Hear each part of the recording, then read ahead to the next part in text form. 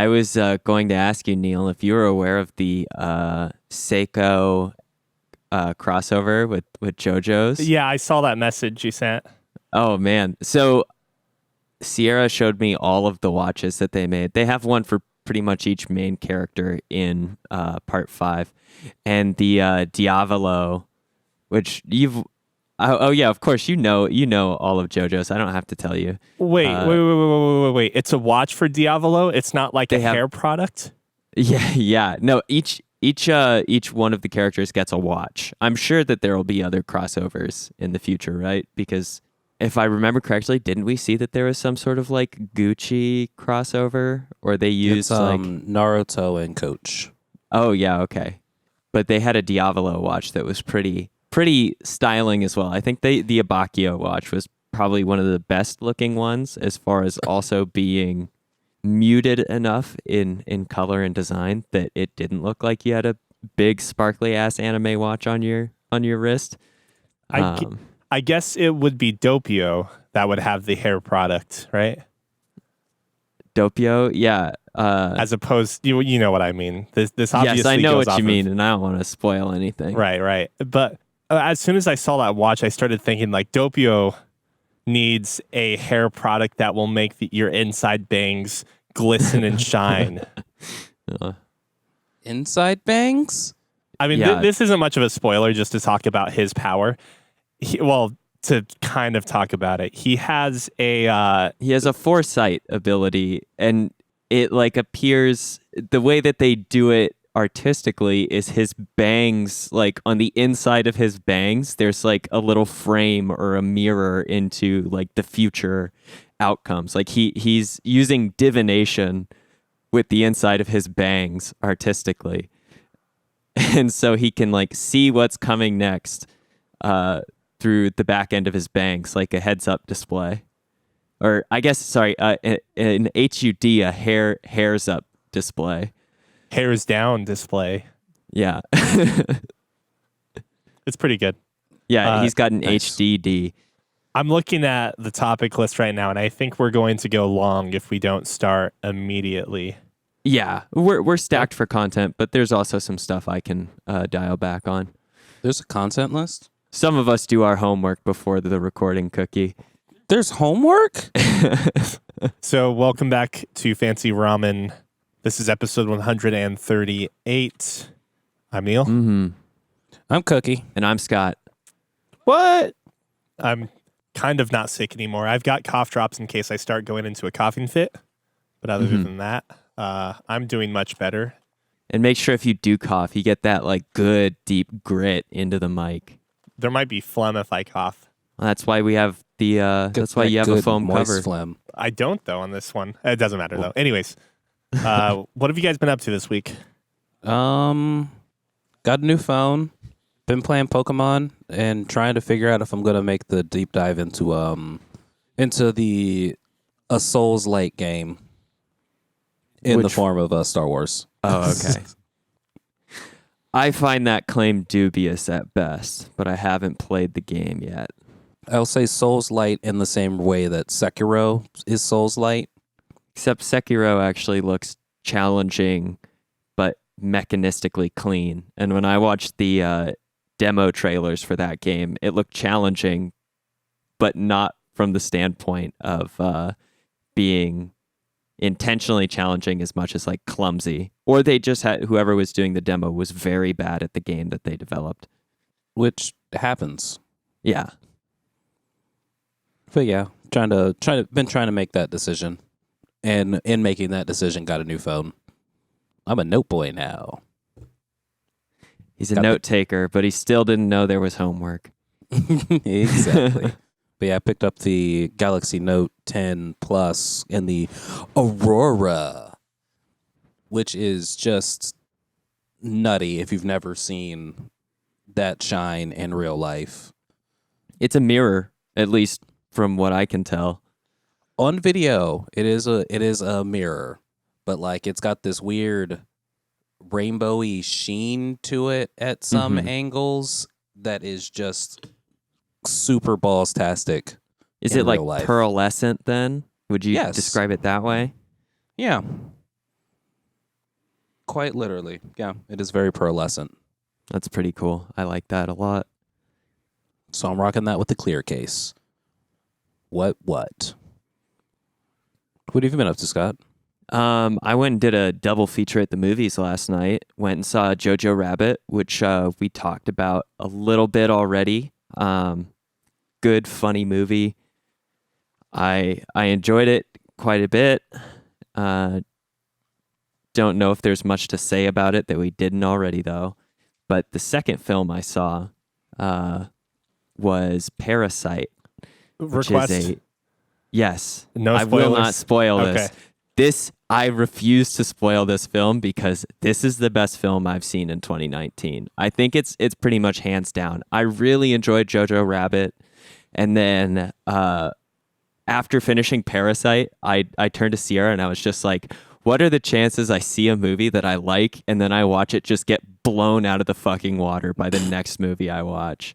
I think Parasite is a phenomenal film, and I won't spoil anything about it, but it is just like so well made. I'm still excited about it.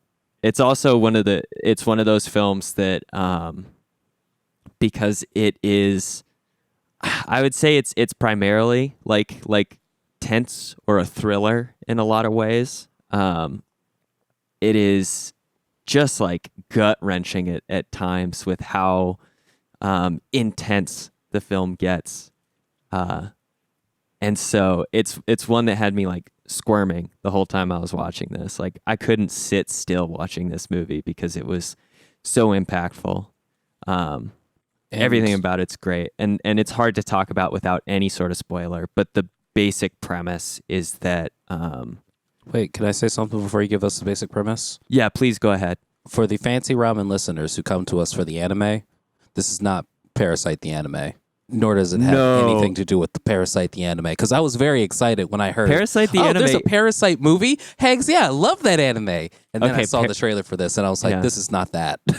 So Parasite with a Y, Parasite the Maxim, that anime is very good. So for our anime audience, if you haven't watched that show already, you might as well. It's like 24 episodes and it's a very interesting premise. Really, really good. Neil, you're making a sour face. Did you not enjoy it? I just looked up Parasite the anime, and you know how Google has videos displayed at the top usually, or after any sort of sponsored links? So yeah, you probably saw some of the disturbing animation that exists within Parasite. Which had like a fish-like mouth open up full enough to consume a guy's head, and I think I kind of checked out. It's it's good like that. Yeah, if you can't handle Resident Evil 4's like Ganados body horror that happens, then Parasite is not for you at all. But if you do, if you want some nostalgia to the old like internal parasites of Resident Evil 4, there's actually some like design overlap there that I appreciate. I'll watch Saw. It's a good show. Every single day. I'll watch like the most horrible movies and I'll play like the most horrible 3D rendered games, but when it comes to like gore and 2D looking colorful ass anime, for some reason it makes my stomach churn. I don't know why. I could say for it being like a not actually like in incredibly intense or like gory show, the ways in which there are gore in Parasite with a Y are enough that if you've got kind of a weaker stomach, it might be one to take a pass on. But that's neither here nor there. Back to Parasite with an I, the South Korean movie, also known as Gisangchung. I believe that is how you pronounce it. But once again, my Korean experience is 0%. The super, super basic premise that spoils nothing about the movie is that a like rich South Korean family is in need of a new tutor, an English tutor for their daughter, as their current tutor will be studying overseas for a while. And so the tutor recommends a like old friend of his who is just as good of a candidate to be an English tutor for the, I think it's the Park family. Yeah, the Park family is the rich family, the Park family's daughter. And because he trusts this friend of his, he essentially lets him in on scamming the family that he's actually a college student who's doing this and not just like a very poor, down on his luck guy. And the film progresses from there with the new tutor kind of in integrating his family in with the Park family so they can somewhat like earn a living and escape poverty off of the like immense, almost disgusting wealth of the Parks. And of course, the scheme, progresses from there. And that's as far as I'll take it. Just the tension of that alone, like them trying to avoid being found out makes for a good movie. But the director, Bong Joon-ho, has just like amazing timing with everything that he does. It's a super, super lean like film and script. There is not like a second wasted. And the amount of story progression that occurs and just all of the like artistic elements that he's able to squeeze into these like very quick shots are insane. It's sort of a sensory overload at some points, but it's really phenomenal.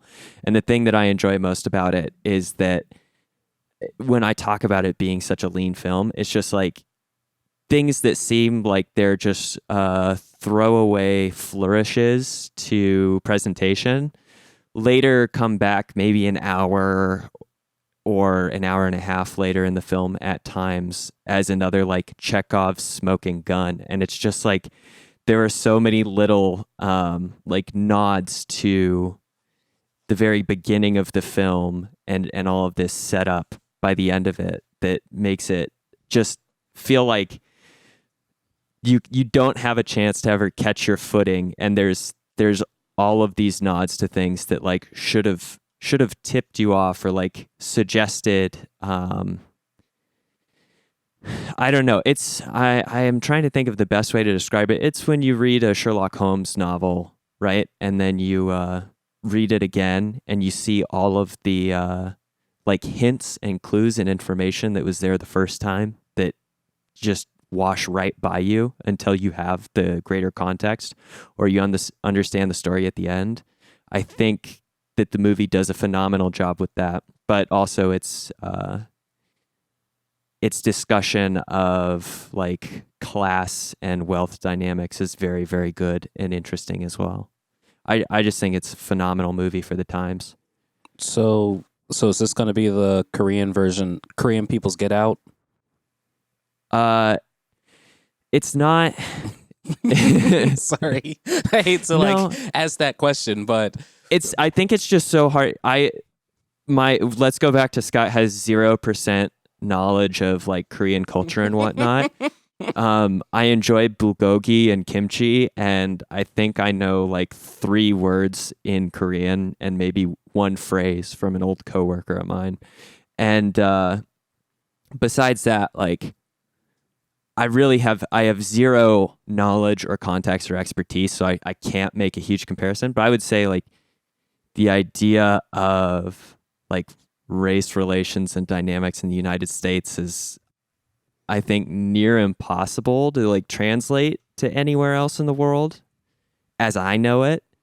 I don't know, maybe like I don't even know if like South Africa even has like a similar experience with like race and class relations to what we have in the United States. But this is very much because it is South Korea, and they're a very like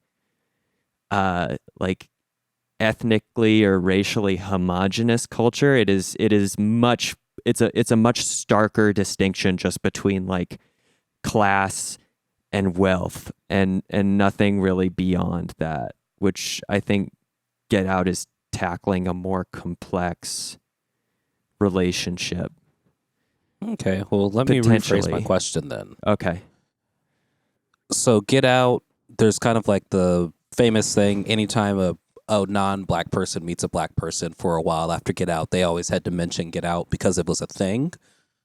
Is this going to be a thing for anyone that's basically Korean at this point? It's going to be like, oh, did you see Parasite?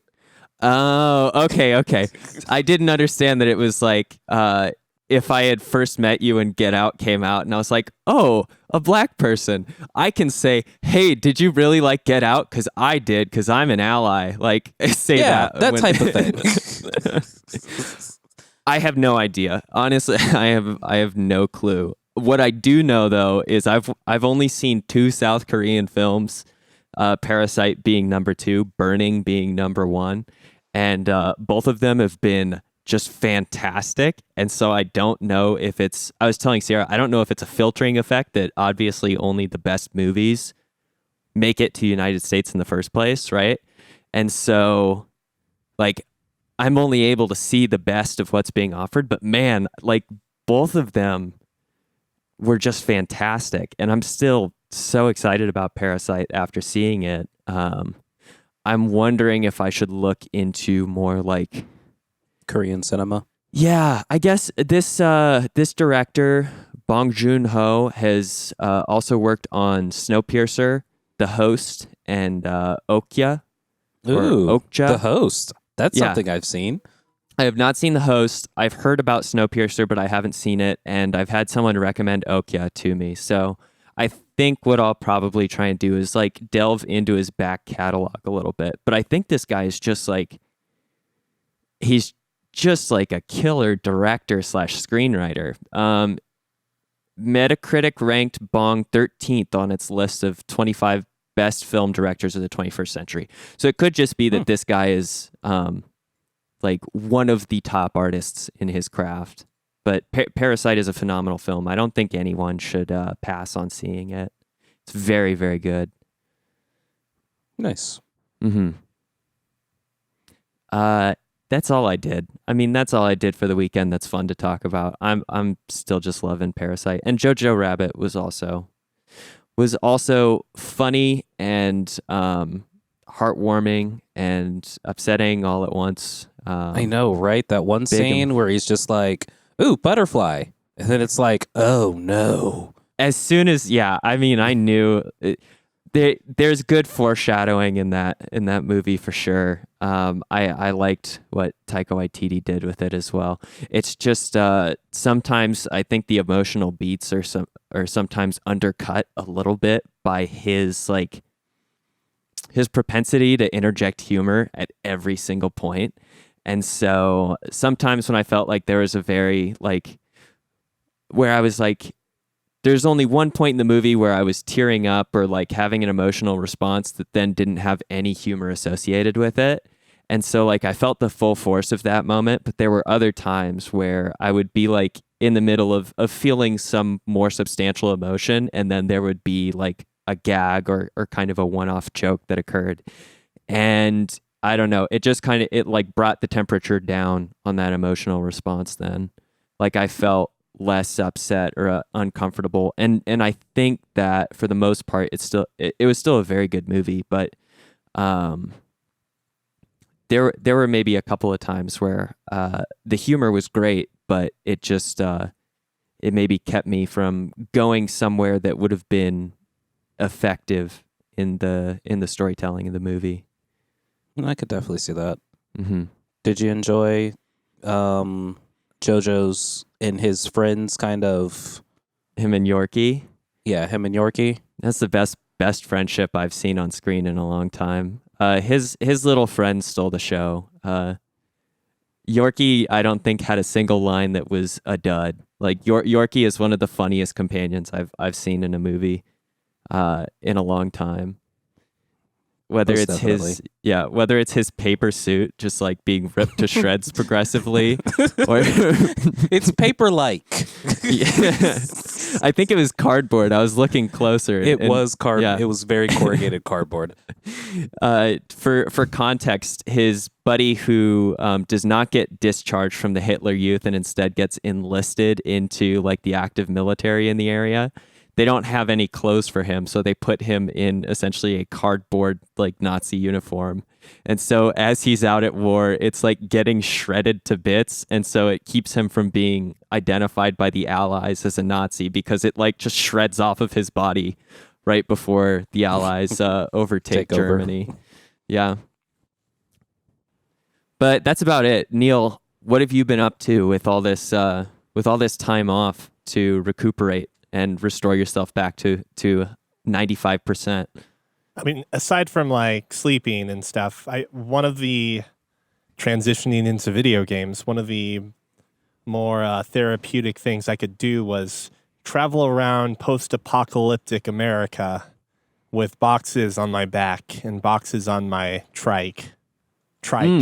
You played some Fallout 76. Yes, I did. It is funny that you say that because obviously I'm referring to Death Stranding. When I went to pick up a copy of Death Stranding from our Best Buy in Omaha, one of them, I went over and saw the display for Death Stranding, and maybe I showed you guys this. I'm not sure. And in its place, I found dozens of copies of Fallout 76, the Steelbook edition, FIFA 2019, and also a Steelbook edition, it looked like. And then another game that I can't recall, but just stacks of them in the place where Death Stranding was supposed to be. So obviously Death Stranding had sold out, and someone decided, a lot of people deciding to get these steelbooks were like, you know what? I think I'd rather be a mailman today. Yeah. And I mean, quite frankly, part of me afterwards was kind of wondering if that was meant to be some message, because I didn't realize until I had started to actually kind of look around online about reactions and responses that this game's had like a very polarizing public response. To the extent that I recall someone telling me that Kojima was like essentially knocking on their American audience as a result.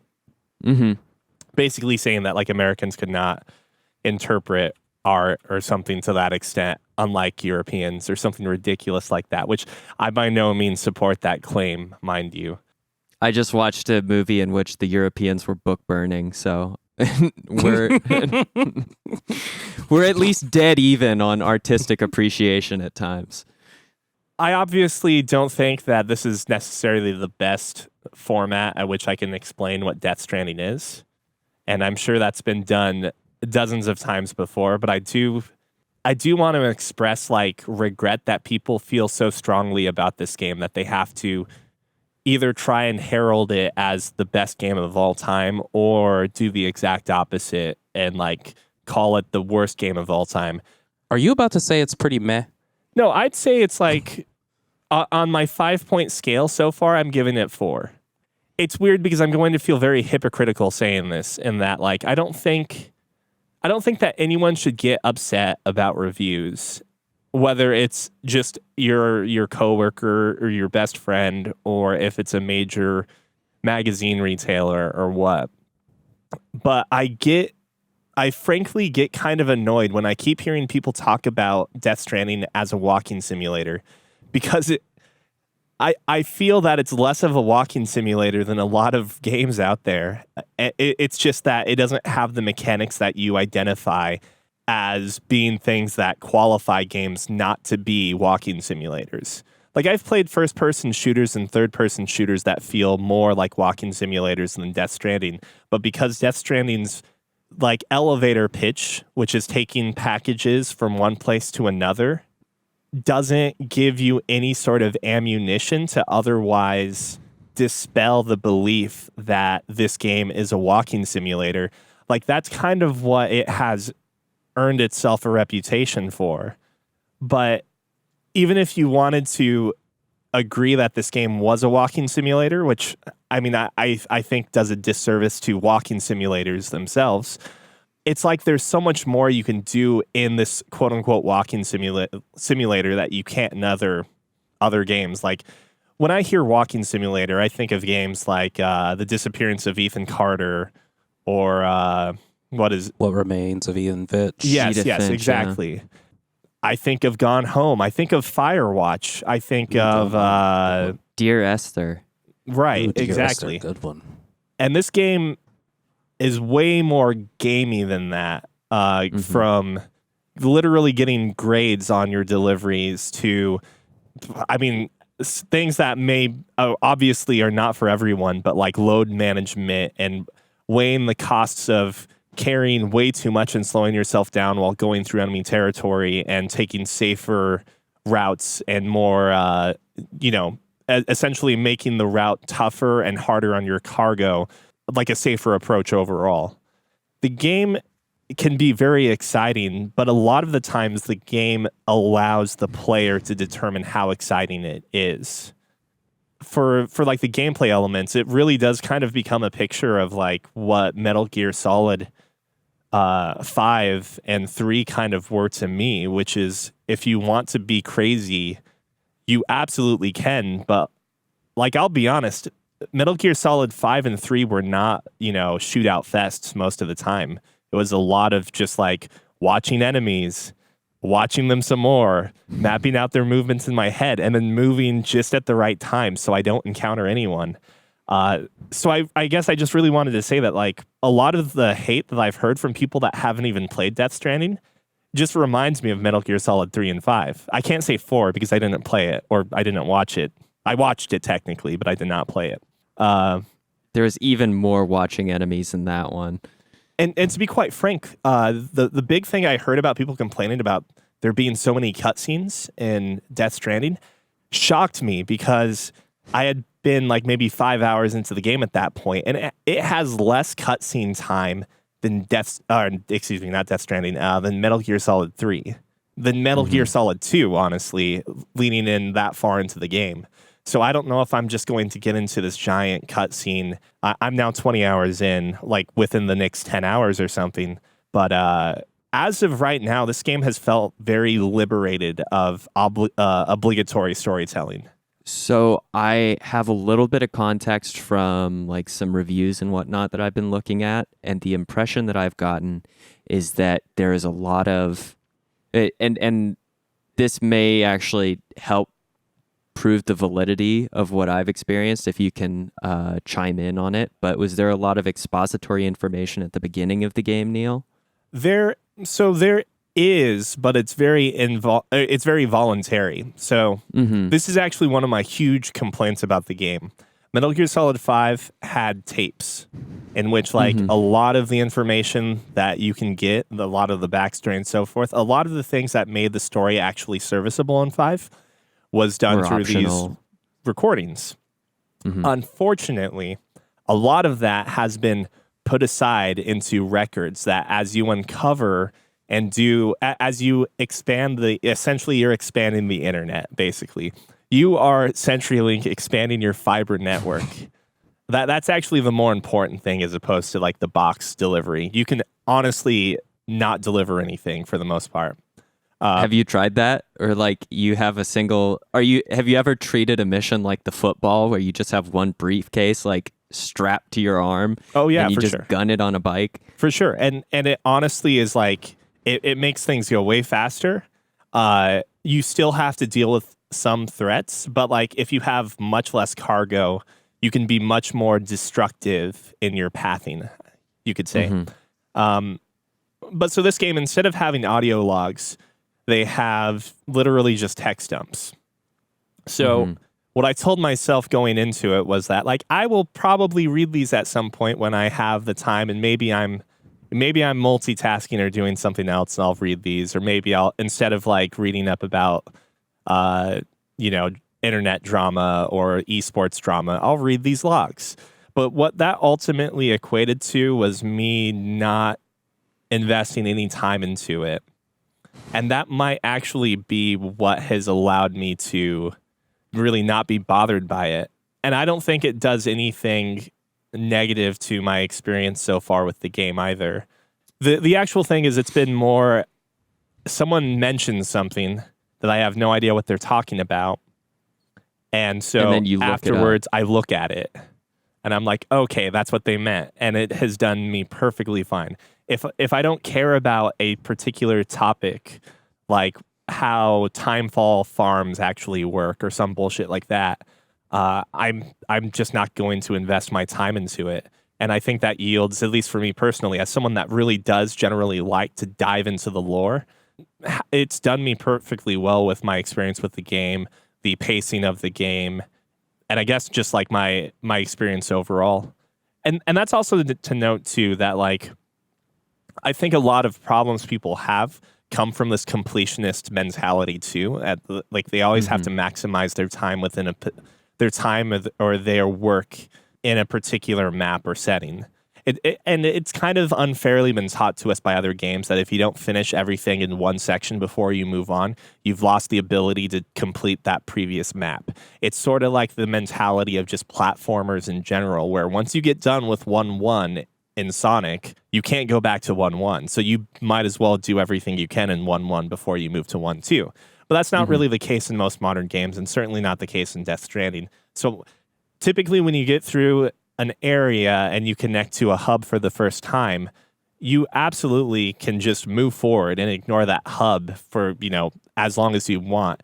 The game really lets you decide the pace of itself a lot. So I went through the first area relatively fast. I got into the second open area, and when I felt like I wanted to slow things down and just wanted to appreciate some of the side content, see what I could get, I then went back to the first area and then started to max out things. And once I got tired of delivering things, I went back to the second area and started continuing the story again. So there's totally a lot of control in the player's hands. And that is absolutely, it's kind of like the Persona 5 dilemma, where if you don't realize what you as a player need at a given point in time, you're going to wear yourself out doing something you don't want to do. Like, you really have to ask yourself as you're playing the game, do I really want to deliver this package, or do I want to go jump into a den of supernatural monsters, as we'll put it, and screw with them for a while? Like, if you're not able to identify that as a player, this game could be a huge miss on you, because you may find yourself trying to 100% areas as you encounter them. And I don't necessarily think that is usually that fun for most people. But that is also a critique of the game. I think a game is it's really unrealistic nowadays because games have become more and more advanced and technical. But during the earlier generations of video games, games often would deliver you or give you challenges at a good pace, so as you played through the game, you're never tired of them, right? It's a lot different in an open world game. And there are certain aspects that Death Stranding does this very well in. They purposely gate you off from using more advanced technology, basically, until you've overcome some of the challenges without having it. Like, you have to go through an area without a motorcycle or a vehicle first. And after you've experienced essentially the most core aspects of traveling by foot, you suddenly have access to a reverse trike, meaning a motorcycle with two front wheels. Once you have traveled the land on the reverse trike and had to go over obstacles and shit, which is not very fun, honestly, then the game opens you up to road building. So at that point, the amount of time you actually need to drive a trike or a vehicle on dangerous terrain starts to get limited down quite a bit, as long as you are connected online and building roads together. And that's another thing too. I think a lot of a person's experience can change drastically based on when you play the game, because as I'm playing a couple weeks after it was released, as the game opens up to the new technology, as I put it, I start to see a lot of the buildings that people before me have already placed. And quite frankly, I think that makes my experience much better. So, it's been a very sweet spot where I come across buildings and structures that are almost finished, and I just have to commit some of the resources I've picked up along the way. And suddenly I have a nice road in front of me, and now I can travel from point A to point B with hardly any trouble at all, as long as I don't get as long as some sharpshooter doesn't miraculously throw a javelin and hit me off of my bike, which can be fun too, mind you. But I mean, overall, like again, 20 hours in, I don't think I'm necessarily spending too much time doing optional stuff. It's kind of been an even mix for me. I've really enjoyed the game, but it's also very prudent to say that I'm not the type of person that has to have. This sounds really assholey, but it's not meant to be that way. I don't need violence in video games to feel entertained. Need that violence. Need it. But I mean, I think that is very much a qualifier for some people. And it's not to say that they're violent. It's just that violent gameplay, destructive gameplay, that could be another substitute for the word violence. It's something that's immediately interactable and easy to identify your effect on the world.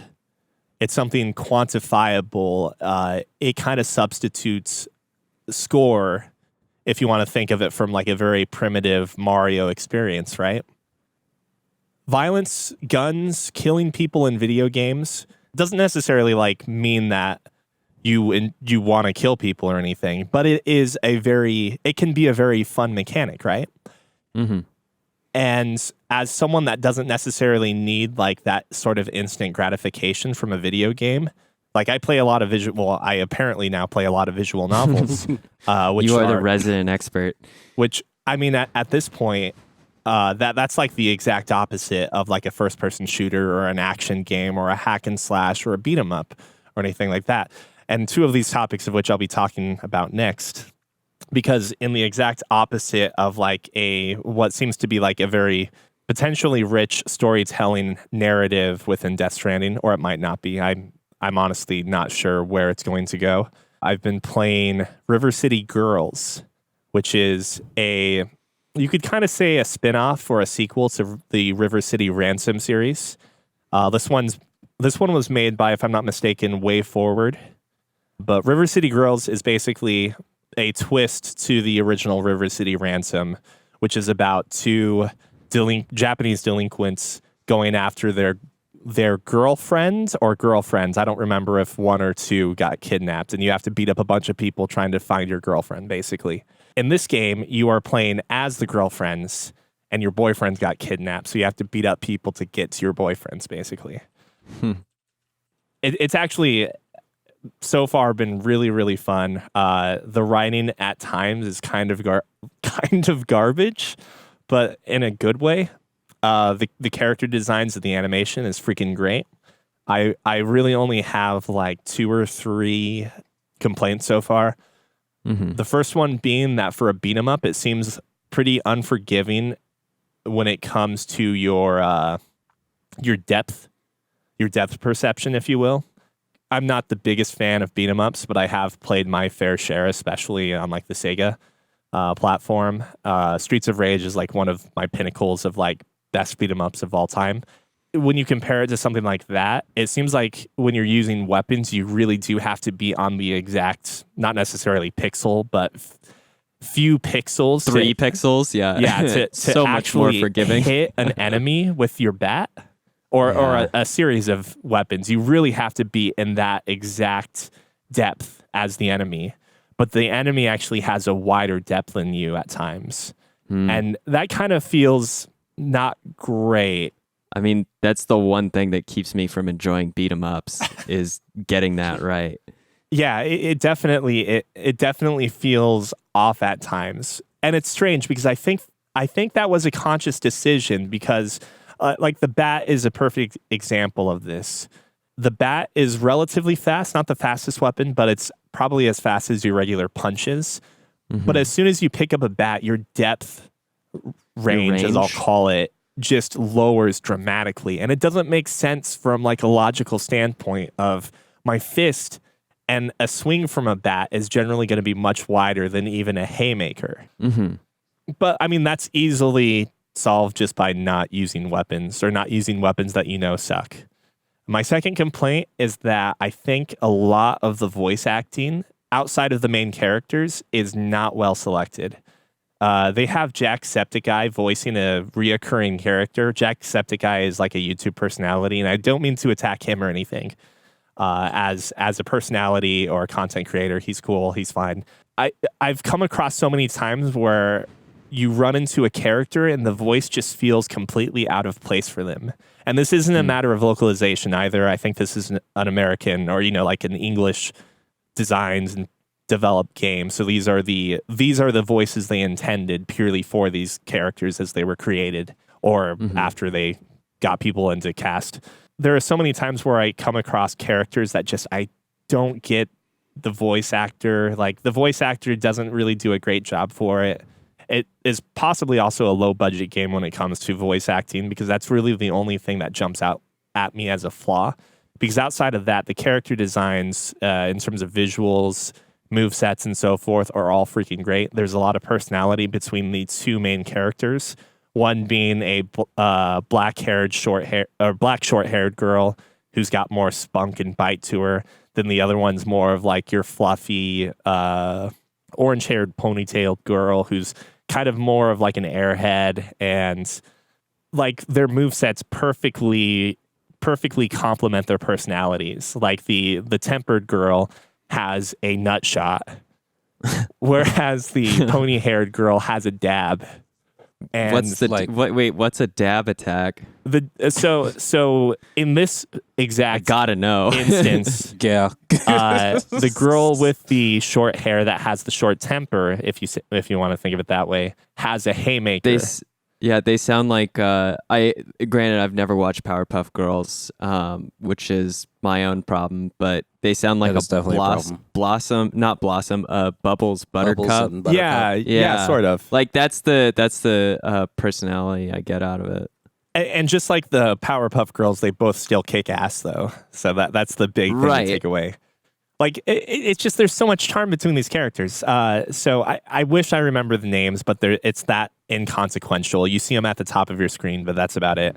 But the Buttercup has a haymaker. So if you just hold left or right, any lateral movement with your heart attack, she does a haymaker that knocks people away. It's a great way to deal with crowds or get away from crowds, or get crowds away from you rather.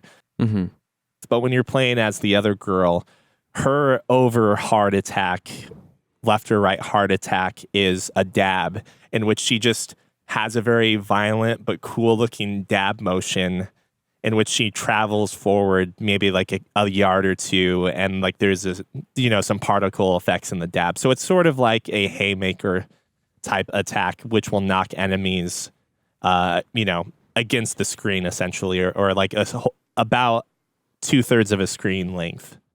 The third complaint I have for the game so far is that I don't think the game's very clear, and it's definitely a design decision. They don't want to be clear with what the item effects do for you, and that is like a very original River City Ransom thing. Like you don't know what this burger is going to do, or you're not sure what this omu rice is going to do for your health until you actually do it. Same thing with this game. It'll tell you what the effects are for an item after you buy and use it. But even then, it still kind of hides some of the actually better effects. Like if I buy this burger, it's actually going to give me strength and attack +1, or maybe stamina +1 or something. But it doesn't actually track those effects, and it doesn't really do a good job of ever explaining or documenting what or how those stat buffs work, if they're temporary, if they're permanent. And while I don't necessarily need these explanations told to me, like in some tutorialized fashion, the game is full of annoying ass tutorials at the start. I don't understand. I don't necessarily understand the tutorial messages and why they decided to have so many pop up for certain aspects of the game and then completely ignore them for other aspects. Okay. Are you playing this with Tiff? Yep. And just like any great co-op beat 'em up, you can have friendly fire. That's an option, yes or no. And you have, and of course you are using that, right? Well, we aren't, just for our own sanity and just because it's more of a chill thing for us. But we did notice that throwing weapons can be hazardous to both parties. So if you throw a baseball and it hits someone, and then it, in the recoil of the hit, flies back and falls towards you, if it touches you, you will be damaged by it. Which, I mean, that's fine. It's kind of goofy. I appreciate that mechanic. You also keep experience and money separately.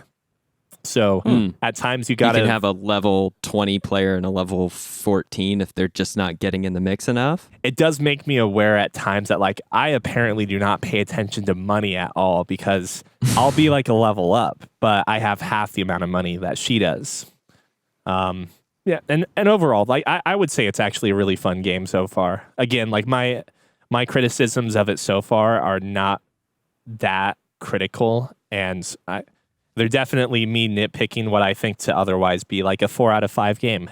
Nice. So question. After you and Tiff finish this, are you going to play Stay Cool Kobayashi-san? Why does that sound familiar to me? Because he's the bad guy from River City Ransom, and he just had a game come out by Arc System Works recently. Is this one different from Way Forward though? Yes, maybe. So, because I know Arc System owns the River City, the Double Dragon, and there's another game that is connected to this franchise. I know, like, Way Forward basically was hired on to just make this game, essentially, if you want to think of it that way, or maybe they pitched it to him. I'm not sure, but yeah, I'm curious if it's actually the same developer, Way Forward. But yeah, I don't know, maybe. When I looked at this game, because I bought this on the Switch and I actually saw that this was also here, I immediately thought that this didn't actually look as good. But that's Stay Cool Kobayashi-san. Yeah, that's only from screenshots. So no, it definitely doesn't look as good as River City Girls, but just the fact that you're the bad guy from the game kind of gives it a different twist, and I think the second player gets to be like his main henchman. So the screenshots I'm seeing, it looks like the second player, or it looks like you can change actually, but the other character is Kunio-kun, who is the main character from the River City Ransom series. Oh, you can also go between Kumio-kun. Yeah, bad guy, good guy, join forces. I mean, because really at the end of the day, delinquents are all fighting the one singular enemy in the world of Japanese delinquents. And that is the man. The man. Fuck the man. That sums up my discussion on River City Girls.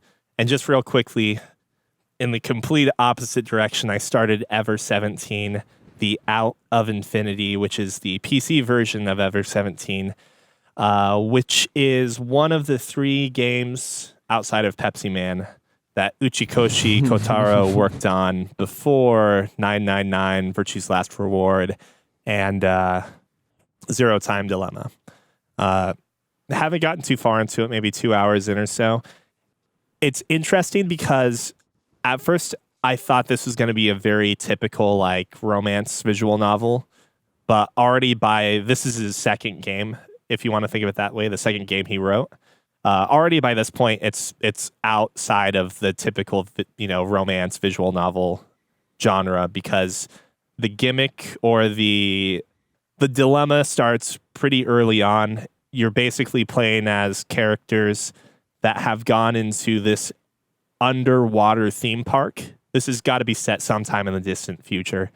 And then the underwater theme park experiences some sort of accident, and you and 6 people, I think 6 people, we actually don't know that for sure yet, are trapped in the essentially in the ocean in what is quickly becoming an aquatic an aquatic tomb, if you will.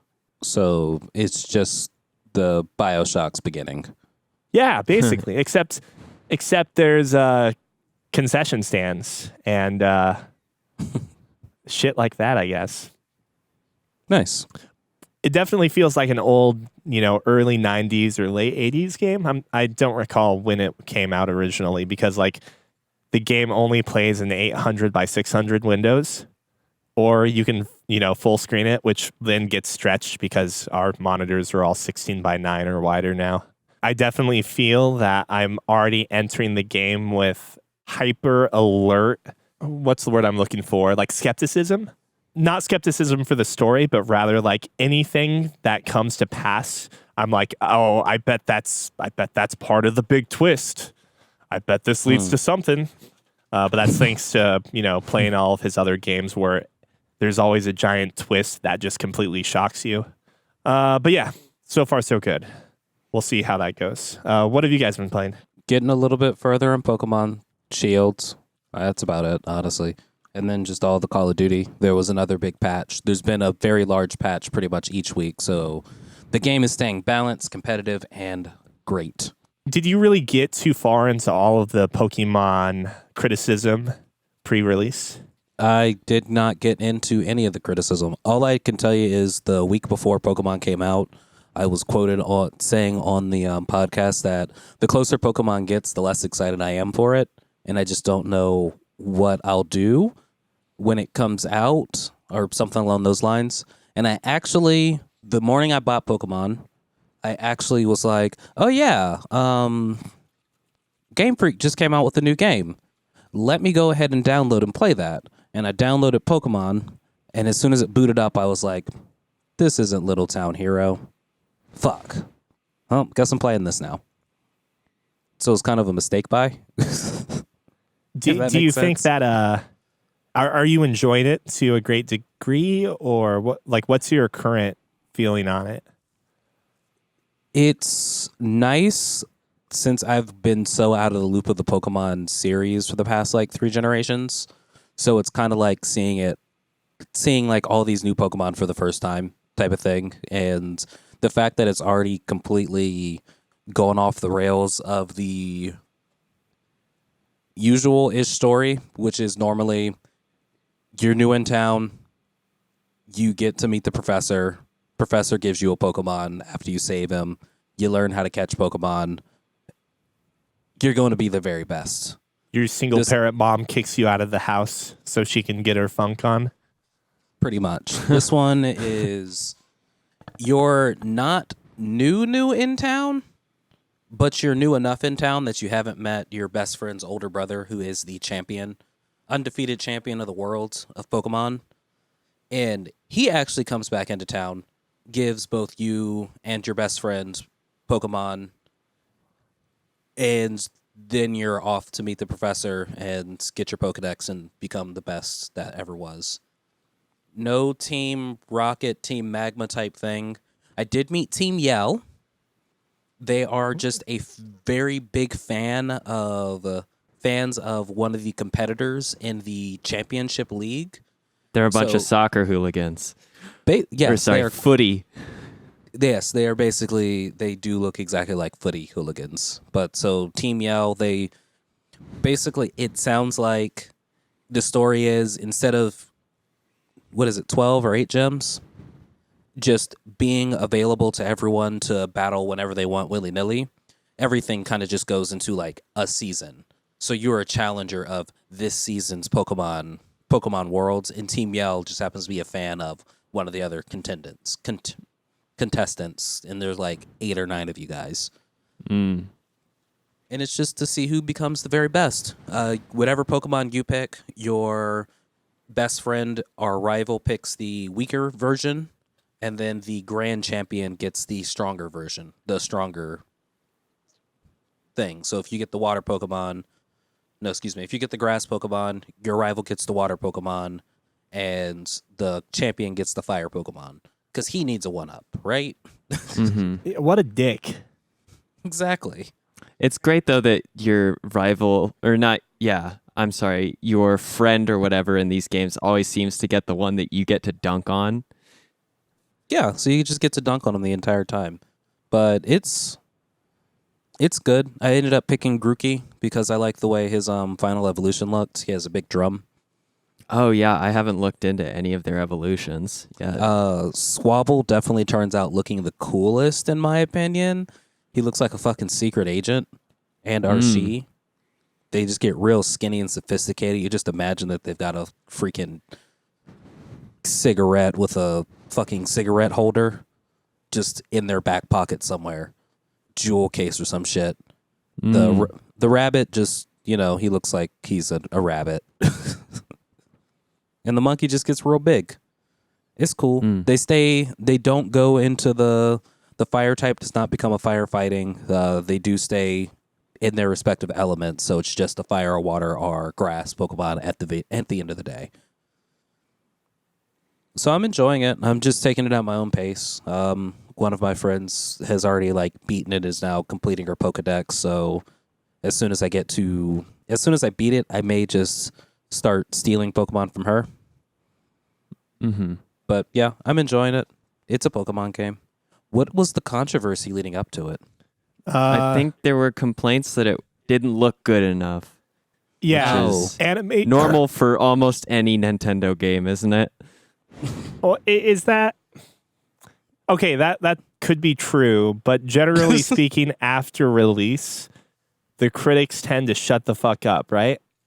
Right. Oh yeah. Like, I mean, the very specific thing I'm thinking of is Breath of the Wild. I think a lot of people were initially hesitant with character designs, might still be, but I think it's really hard to look at Breath of the Wild and say, man, this game doesn't look that good. I'm going to go back and play Skyrim. Yeah. But I think the most important things to note in regards to its aesthetics was that, and I say aesthetics because it's not just graphics overall, was that all of the Pokemon ended up being essentially the same models from the 3DS version, which goes completely against what they said was one of the reasons why they couldn't have all the Pokemon, the National Pokédex or whatever the fuck. Dexit was another term for this fiasco. But so basically they confirmed it's the same models, which goes against that whole explanation there. And that, oh gosh, what was the other thing? The other thing was the move sets. Yeah, the animations, the lack thereof. Nope, yep, they're definitely a lack thereof, but I'm not a Dexer, is what I'm going to coin the term for the people who want to have 100% Pokedex and do the... I can see how it becomes an issue when you're trying to get into super breeding and making your team the very best for the Pokemon World Championships. They have those, right? Honestly, it was daunting enough when it was 150 Pokemon. Exactly, and now people are asking for all 792,000. I'm just I'll be happy with the Pokemon that I get. I will play through the story. I may battle a friend or two along the way. I'm not going to get into the competitive scene.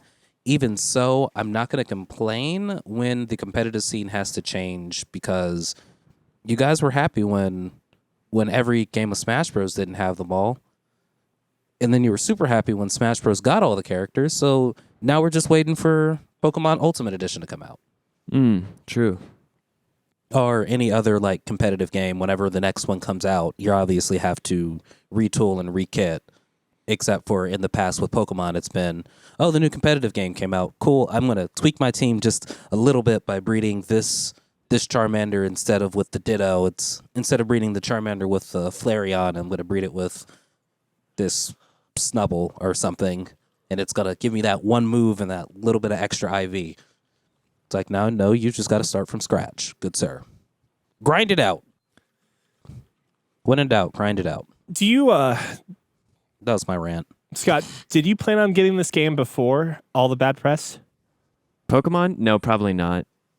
Just not, I don't know, not as interested in it as other games. And since it is a $60 title, if I'm going to pick it up, I want to be interested in it in a way that I know I won't just drop it in a week and a half when something else catches my attention. Hey. Because the problem I had with X and Y is I picked up X, and I think as soon as I got the Legendary, I was like, you know what? I really hate Poke France. I don't care for any of this. So I think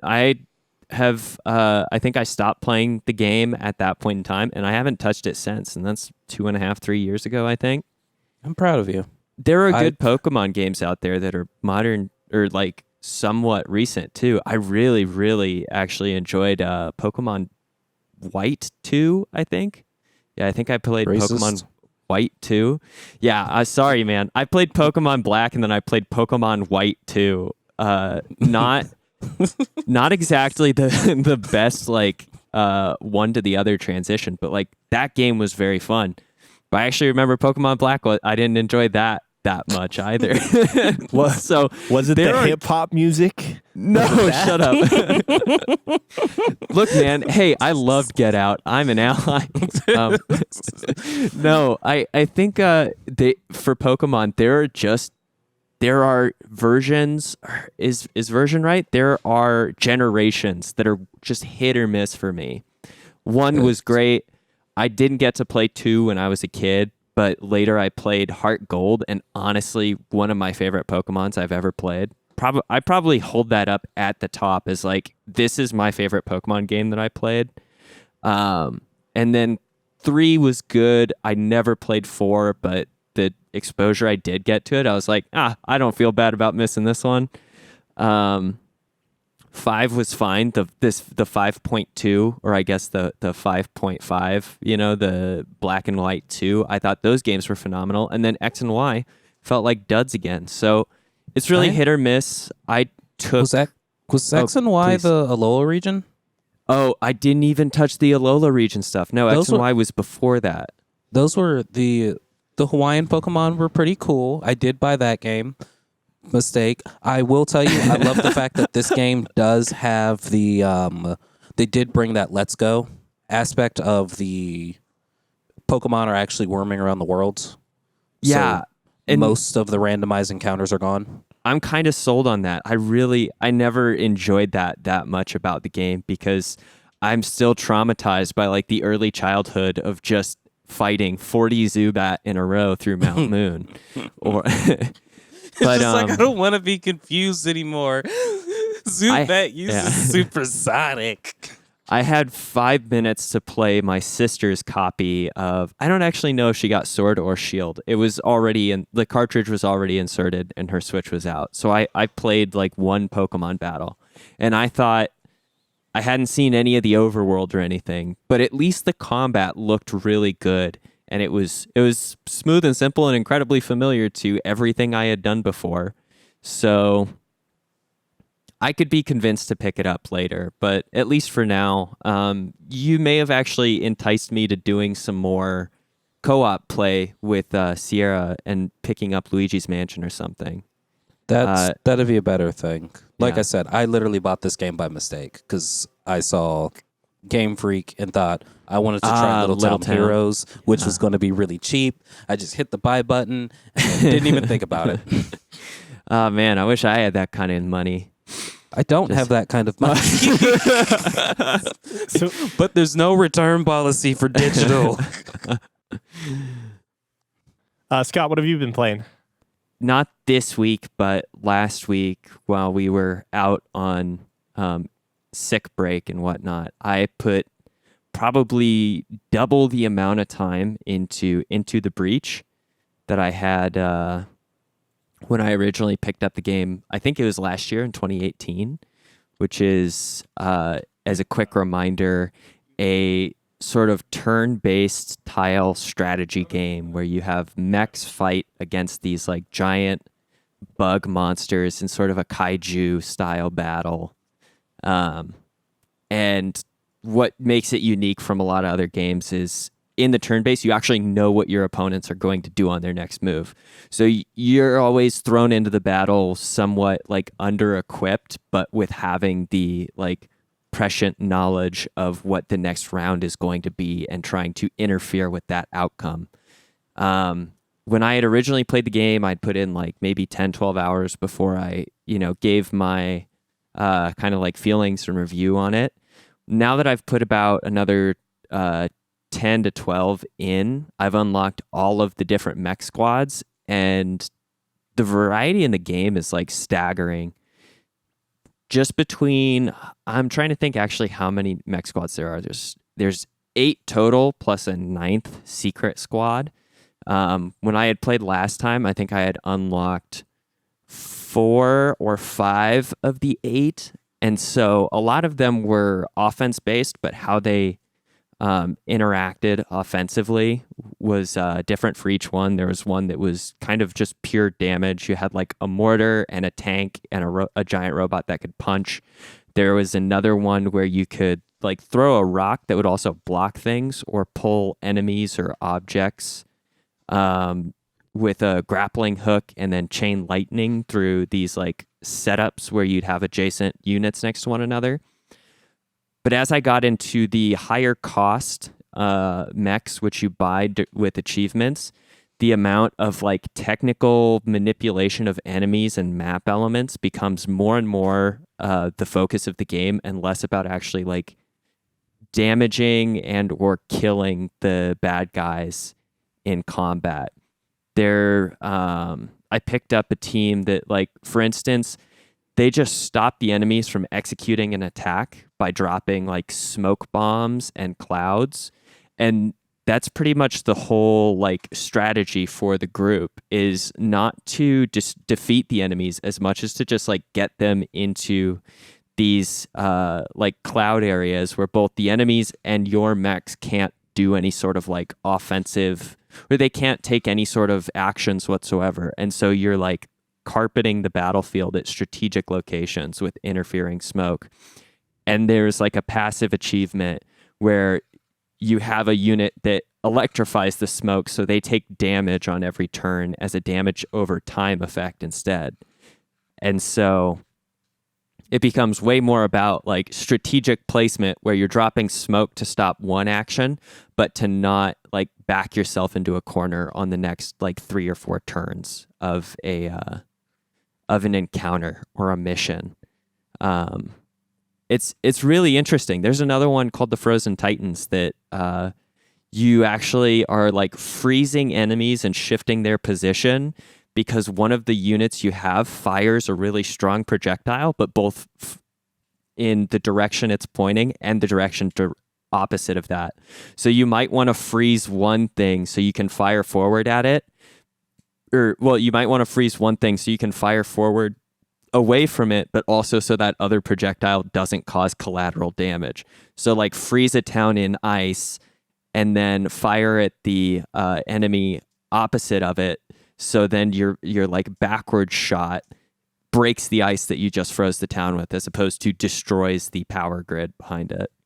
It's really cool. It's like playing on a chessboard, but depending on which squad you select, you could be playing with a team that's like essentially all knights, or you could be playing with a team that is like a bunch of rooks, or a mix of that. And so it's been a very, very fun learning experience playing these more technical and like non-lethal mech types. I think I recommended the game last year when I played, but even getting back into it, like I just kind of fell into a rabbit hole. I meant to play it for like 2 hours, and then the day I picked it up, it was like 4.5, 5 hours that I ended up sinking into it. It's a really good like short time suck too, if you need to play a 15-minute game and then save and quit, or like deviate out of it, close a screen. Seems really up Neil's alley. I might have asked you this before, but do you think it's better than better being a subjective thing, I know, but better than FTL? I think I personally like it better than FTL. Mostly because it forces you to, the things that I enjoyed about FTL, I think it expands upon in this. FTL, there are a bunch of different strategies that you can work with based upon your ships and your crews, as well as the regions that you go through. And this game takes those same elements and kind of notches them up a little bit. You have more variety on the like ships and crew and customizability, but also the like ways that they can overlap or interact is pretty massive. And I think the game just feels less capriciously random than FTL could feel at times. On the higher difficulties of FTL, it just seems like sometimes you'd have an impossible start, and this game gives you a little bit more foresight as to what type of risks you'll be taking. So they'll still be challenging, but you essentially get to choose like the lesser of two evils in your mind, which I think they're often very well balanced, where one is like you're going to have to face a lot of enemies, but there's not going to be a huge amount of, say, environmental hazards. But in another one, your enemy count or like what your objectives are are easier in theory, but there's a like more difficult map to traverse, or these much more difficult like environmental hazards are a part of it, and trying to achieve. The other thing too is it really rewards completing bonus objectives, and I think it's hard to beat the game without successfully completing at least half of the bonus objectives provided to you, because then you just don't have enough like equipment or points to spend towards investing in your team before the final battle, which is very hard. There's very few times that I've gone into the final battle and I haven't had like a mech close to death, or at least put in like super dire circumstances, if not just outright like lose a pilot or a mech. It's a game that definitely forces loss upon you in the same way as FTL, but it because you have more prediction, there's less room for like accidental error or mistakes. I don't know. I feel more incentivized to roll with the punches as well, as opposed to FTL, where I'm just like, well, this is bullshit. I didn't mean to click that door open and, like suffocate my entire crew. Yeah, that happens on occasion. Yeah. Like, I forgot I have a human in my crew game. of otherwise all rock people. Yeah. Yeah. I would say like if you enjoy FTL, then this game should be like a definite pickup. I don't know which one is better. I know for me, my preference lies to this game, but that's also because there are other roguelikes I like better than FTL as well. I haven't played. I mean, I played some more of the Outer Worlds, but at this point, especially where we're at time-wise, I'm so close to finishing, I feel. So I want to like wrap it up if I can before I talk about it. Wait, you haven't beat it yet? It's a long game. I don't know. It's a 12-minute game. It's a 12-minute game. I've seen that it can be beaten in 12 minutes, but in order to prevent spoilers, I have not watched that video yet. Oh, don't worry. It doesn't spoil anything. It spoils the very, very, very, very end. Okay. I'm guessing with one of the choices that you get. Yeah. But besides that, it's quite literally just running past things. And so you know that key that you have to steal from the first, when your ship gets impounded? Yeah. That place? That thing that you have to get from inside the safe? Mm-hmm. Like the person literally spec'd themselves out to be able to just steal it immediately. Yeah. It's just like, oh, well, that's going to save you time. Yeah, that is going to save you a lot of time. I would say that actually the one thing to note about Outer Worlds that is especially relevant to what Neil was talking about earlier with Death Stranding, this is a game that makes me feel a lot more empowered to not be a completionist on. Am I still following sort of a completionist mentality? Yes. But did I see just like what the consequences were if I shot this guy who seemed sketchy in the face and like essentially skipped a companion quest? I did. And I think if I were to play in the future, I would definitely follow through on the decision to just shoot this guy in the face and tell my companion, like, you don't like it, deal with it, because you're my worst crewmate anyway. It's been very good. It's definitely a game where I feel like if you really want to delve into the role playing and you feel like your character would not be Mr. Helpful doing every single side quest, I definitely feel like the game gives you the tools to feel comfortable with like leaving behind tasks and side quests and like companion missions that you're not interested in. Would you say that maybe this game has some Mass Effect vibes to it? Because you said crew member. Oh, I get definite Mass Effect vibes from it. I like it. I like it a lot, maybe because it does the things that I enjoyed about Mass Effect, especially Mass Effect 2 a lot.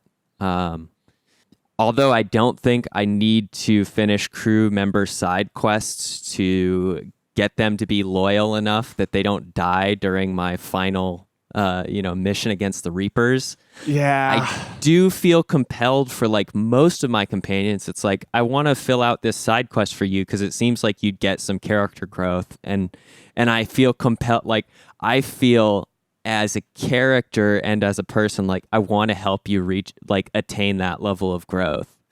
I hope it turns out that for anyone you don't get their companion quest done, that they end up dying while infiltrating the last boss area. You do have a companion who's just a cleaning robot who's been modded to shoot like acidic cleaner on things, and I don't know how I don't think there's any developing his role further than what he has. But he is a delightful companion with your dumbest human companion, because the dumb human companion always seems to like have conversations with the robot, and the robot's just like giving out slogans or pre-programmed responses, and the dumb human is just taking it on like it's a perfectly reasonable conversation. Really, really good pairing. Everybody else hates the robot. They shit talk it. Well, not everyone, but most everyone else I have just shit talks the robot. They're like, stop stealing my shit. And the robot's essentially saying like, giving little quips about how it's just cleaning and performing its program duties. Meanwhile, you have your dunce of the squad like become best bros with the cleaning robot. The dialogue's great. It's got really, I think the character writing is just phenomenal. It's very, very good. Super unique and diverse cast of characters that I actually care about. I can dig it. Well, soup's done? Yeah, soup's on. Sweet. It was good flying with you guys. Until yeah, next week. absolutely. Yeah, comments, questions, any sort of listener feedback, send us an email at podcast@fancyramen.com. Don't hesitate to comment to your friends and family to download the app on most podcast apps. Yeah, Thanksgiving is coming up. Have all of your family and friends put their phones in the middle of the table so as to not distract from like good, meaningful conversation. And while they're enjoying one another's company, subscribe each one of them to the Fancy Ramen podcast against their will. That's what I'll be doing at my dinner table. Twitch TV, you can find us at www.twitch.tv, Fancy Ramen TV, Cookie Skimilk, Cukiskmilk, and J Frey all day. All day? Yep. You can watch our buddy John play some video games. Vidya. Sweet. Have a great week, everybody. Yeah. Bye. Happy Thanksgiving. Happy Thanksgiving. Happy, Merry, Thanks Christmas.